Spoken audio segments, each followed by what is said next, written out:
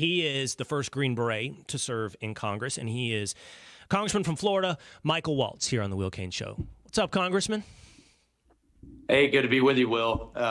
Great to join your show, man. And yeah, it is a serious day. I'm not Dwayne The Rock, but we got a lot of serious stuff to talk about. But you're the right guy. The Rock isn't the right guy today. You're the right guy to talk about this with. You and I were on together this weekend on Fox and Friends, and we began a conversation that we texted afterwards that said deserved a little more attention, and that is what is going on between Iran and Israel. And I think in the 3 minutes that we had together on Fox and Friends, you said some things that I really wanted to follow up. So here are the facts first. 300 drones and missiles launched from Iran to Israel. It is unprecedented. It's historic because Iran has historically used proxies like Hezbollah to attack Israel. Not this time. This time they go directly, undeniably, overtly from Iran. And let me just emphasize, Congressman, overtly, because that's the odd part of this story that I think has to be where we start. Joe Biden, for days ahead of time, was warning this would happen, which is odd. You know, it's odd on several levels. You know, we have incredible intelligence, okay, but then we're public with that intelligence, okay, and then we tell Iran, don't, I guess, okay, and yet it happens anyway. And so all weekend, Congressman, I'm sitting there going, this just is weird. It's weird that they telegraphed it. We knew it was happening. Joe Biden went to the beach. Then we shot down 99% of the drones, we meaning the UK, the US, and Israel, shot down 99% of the drones and missiles, and it just felt odd, Congressman.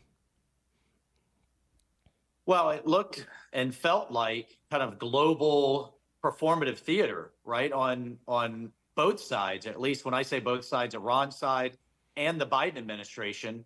And I think it's for domestic political reasons on both sides. Look, the Israelis took out the leader of the IRGC, that's Iran's kind of special forces that are all over the Middle East, that actually plotted and planned the October 7th attack, the main liaison to Hamas that provides them the weapons, the guns, the training, and got them militarily to where they are.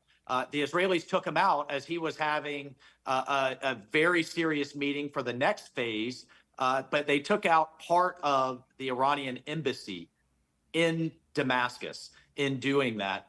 And so Iran had to, for its own domestic reasons, look tough, look strong, and respond forcefully. You're right. This was a historic sea change that they dropped the facade of their proxies and did it from Iranian soil. That's an act of war.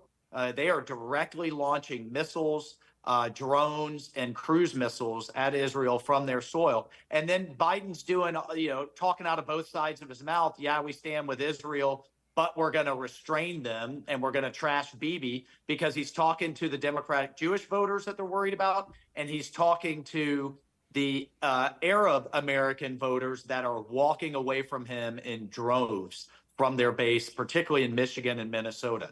So, yeah, that was all performative theater. And now he's telling Bibi Netanyahu and the Israelis, take the win. Well, yes, they shot down, fortunately, 99% of the drones, but 5 ballistic missiles got through and hit Israel. Well, if 5 ballistic missiles hit the United States, even if our great military shot most of them down, you bet your rear end we would do something back. We'd have to. Right. And the Israelis are going to have to respond, because at the end of the day, they can't allow this to become normal. If Iran gets away with doing this, I guarantee you they're going to keep doing it, because they push as far as you let them. They're the schoolyard bully that'll keep taking more and more of your lunch money until you punch them in the nose. And sometimes you have to escalate to de-escalate. Okay, I want to dig into the politics, but first, let's start with this, your statement. It's an act of war. So here's what I think we both agree on and we're laying out. So the way this goes is there's the October 7th attacks that everyone acknowledges were coordinated and planned by Iran. So Israel, as you point out, I'm sorry. The Biden administration tried to muddy the waters, if you remember, and say, well, we didn't see them directly order it. Well, come on. I mean, they led the horse to the water. They, Right. they made sure he was at the river. They did everything but pull the triggers themselves. But the Biden As they have administration with did try to kind of back off of that as part of their appeasement strategy to Iran. Yeah, I think it's clear the Biden administration has not just been wrong, but has been a joke when it comes to Iran. Sending them money. I mean, but I still want to wait on the Biden administration for one moment. I want to try to get in the minds of Iran for just 1 second. So then Israel, as you pointed out, takes out the general within the IRGC, the Iranian Revolutionary Guard. But he's in Damascus, Syria, and I don't know if he was in an embassy or not, but he's somewhere in the vicinity, right? And it does, I believe the strike by Israel does impact an Iranian embassy. Now, the international view of things is that's sovereign territory, right? So essentially, an attack on an embassy is an attack on a homeland. And it's certainly how we would respond and what we believe. So the question then is, and by most accounts, Congressman, that the Biden administration didn't know that was going to happen. Israel didn't tell the Biden administration they were going to do that. They were going to take out that guy. So we were caught off guard a little bit. But you laid out for us, that puts Iran in a position where they have to do something to save domestic political face. And so they do this. But what they do is, I don't know if back channel, call up Biden. I don't know if they let Netanyahu know through Biden. I don't know the different ways they telegraph it, but they certainly telegraphed, it appears, hey, we're going to do this. We're going to send all this stuff, right? So because it seems like what they're saying, Congressman, I'm not defending Iran. I'm trying to understand the game that's being played that's performative. They know all their stuff's going to get shot down. They're inviting it to get shot down. It doesn't seem their desire in this act is to kill Israelis. They want to look strong to their people at home. And that's the way it unfolds, right? Now, to your point, they said 1% got through. So if it's 300, that's 3. If it's a little more than 300, that's, as you point out, I think you said 5 got through. No one's killed in Israel. So, and then Iran immediately says, we're good. We're done. Like through the United Nations, they go, this is all over. And they're trying to tell Israel, it's all over. Okay, let's stop here. We try to save face. But your point is Israel can never let that happen again. No attack on the homeland like this from Iran. So they're going to have to take another step on the rung of the ladder, right? And they're going to have to do something to say, Iran, you can't just do what you did, even if you told us you were going to do it. Yeah, that's right. Although more information is coming out, Will, and in full disclosure, I haven't gone down and looked at the intel myself. But U.S. officials, according to the reporting, are saying that we have information now that Iran did intend to inflict Israeli casualties. They did inflict, they were happy to kill as many Israelis as they could. I think they would have been perfectly fine if all 300, maybe you had a cyber failure, or if out of the 300 drones, the Israelis only had 100, missiles left in their Iron Dome defensive system.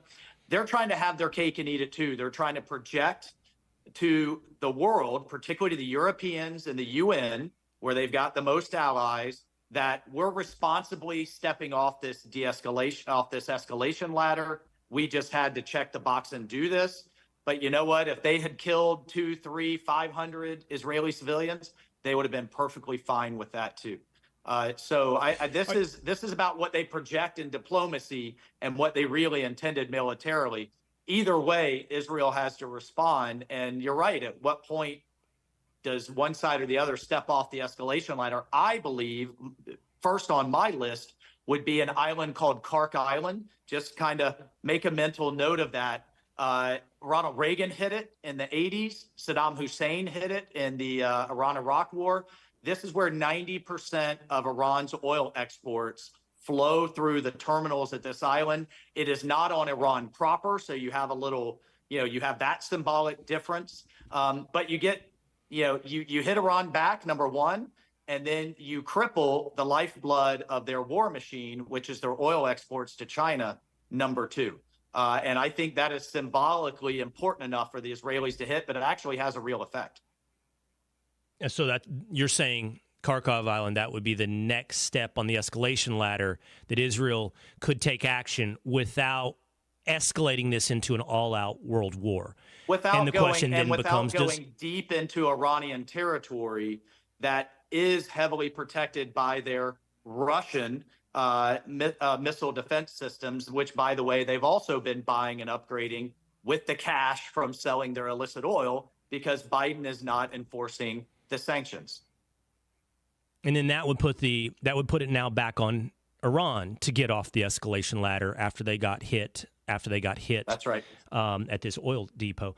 Two things don't make sense to me, okay? If we both agree that it's performative, it was telegraphed. It was telegraphed to the extent that there were fighter jets in the air waiting for these drones to come by to shoot them down. That's what most reports were over the weekend. I don't know if those were American, Israeli, British fighter jets, or all three. They were in the air waiting to shoot these down. Two things don't make sense to me, Congressman. How can Iran do this and then at the same time kind of admit that it's performative, which they are admitting that it's performative? But if their goal is to look strong at home, doesn't that information filter back into Iran, and people in Iran who would be like, all right, we're strong, we hit them back, would read all this and go, we lost 99%. We told them it was coming. We weren't being strong. We were being manipulated. Now, well, if they had a free and open media environment, then it would. But I wouldn't underestimate how curated and managed and the Iranian propaganda that really? is going you out keep to the internet Iranian completely people. out. Same. I mean, they have some VPNs, but their intelligence service, virtual private networks, to where you can get some real news, but their intelligence service is pretty darn good at clamping that down. Okay. And that leads me to my next thing on the list. With the thing the regime fears the most is its own people. We are only a year away from another round of mass protests. If you remember, the young girl's name was Masa Amini. She was killed by Iranian police for not wearing a hijab, a head covering. And there were protests across Iran, the likes of which we have never seen. So the next piece would be for Israeli intelligence to really rattle their cage internally and hit some of their internal security services that keep a lid on the oppressed Iranian people. So those would be the top two things in terms of response on my list. But once again, you see Biden more worried about containing Israel than he is about containing Iran. I only have a minute or two left with you, and I want to save a minute to talk about the Jackie Robinson Ballpark Commemoration Act, which you're introducing into Congress. But the other thing that doesn't make sense to me is Biden, to your point. So I hear you on politics. What I don't understand is this, and I'm not being jokey here, but I'm being serious. I don't understand don't. That was Biden's message, don't. Like scolding a child towards Iran. Yeah. So he gets message they're going to do this. He says don't. They do it anyway. So he knows it's going to happen. Why does he say don't? Was he really trying to stop Iran from this act? I don't know what don't was about. I think at the end, it only makes him look more feckless and weak. They've done this to Russia, and they did it. You remember Kamala Harris going down to Central America and saying to the migrants, don't, and they did it. They said it about the Chinese aggression, and they put a spy balloon over our nuclear command and control sites. So look, in their mind, this is about putting diplomacy first. This is about de-escalating the situation and doing everything you can. But at the end of the day, it only invites more aggression because you only make yourself look weaker. It's just a fundamental flaw in how this team approaches the world. And look, they're going to do it anyway.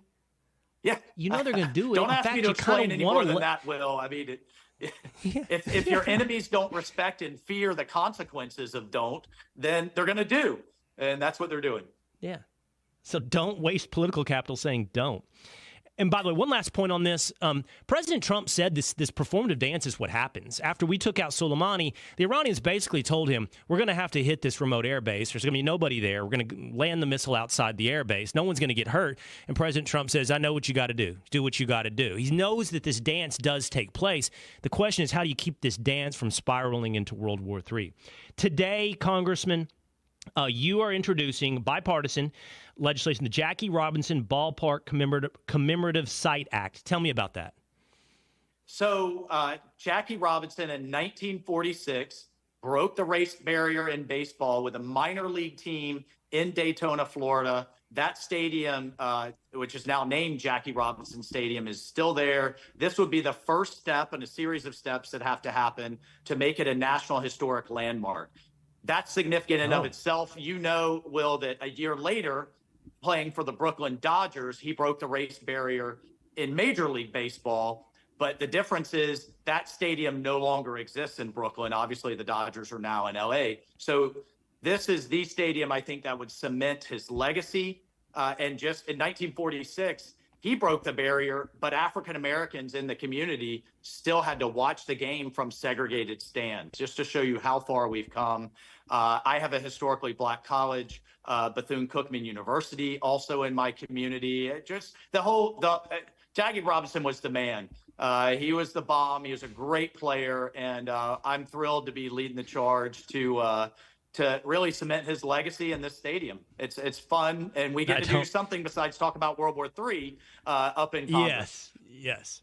And you get to say something perhaps on the House floor like Jackie Robinson was the bomb. Although it'll be bipartisan, you can just make that argument and everybody will sign up to make it a National Historic Monument. We don't agree on much, that's awesome. But the entire Florida delegation's on this one, so it's a good news story. Awesome. I appreciate you spending so much time with us today. And like we said, it's an important story. I think understanding is important. Obviously, anytime we're talking about metastasizing into World War, potentially, this is important to understand. Congressman Waltz, thanks so much for being on the Will Cain Show. All right. Thanks, Will. See you soon.